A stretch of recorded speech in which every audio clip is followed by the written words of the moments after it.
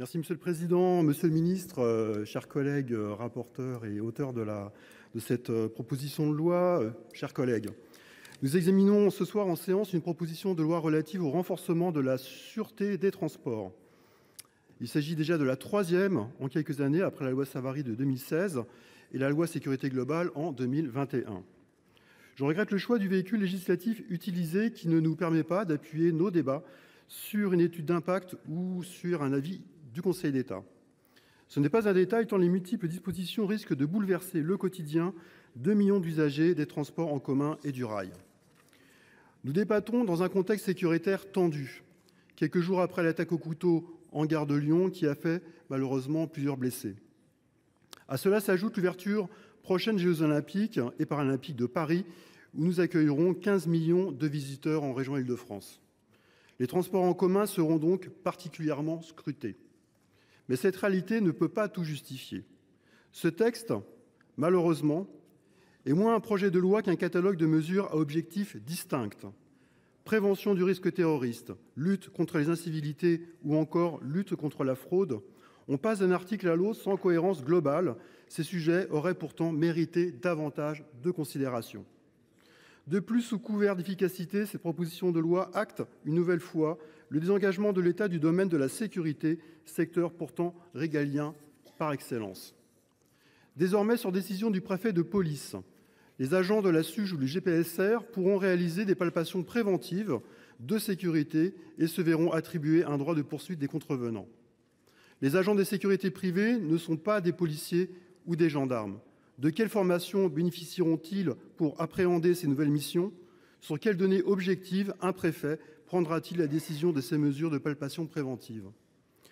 De plus, comme l'avait si bien dit ma collègue Éliane Assassi lors du débat sur la loi Savary en 2016, je la cite, « Cette proposition de loi oublie la spécificité de la mission de sûreté, à savoir la sécurité des infrastructures et la nécessité d'assurer la fluidité et la continuité de la circulation. » Ces mots n'ont pas perdu de leur actualité et sur ce point, votre texte reste muet.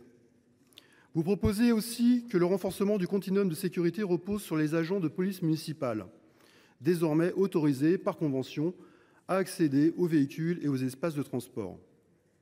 Au détour de ce texte, voici une drôle de nouvelle prérogative pour nos communes.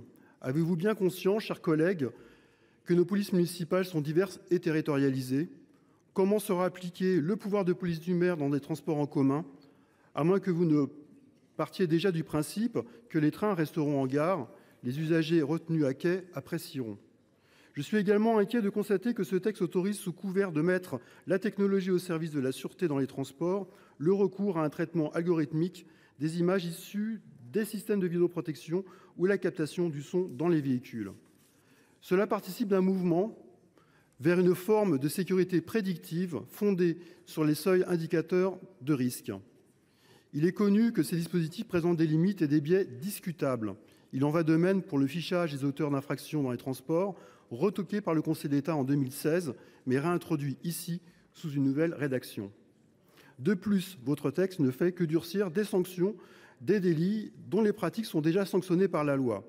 Je m'interroge donc aussi sur votre vision du service public. Depuis plusieurs années, les politiques de réduction du personnel ont limité la présence en gare.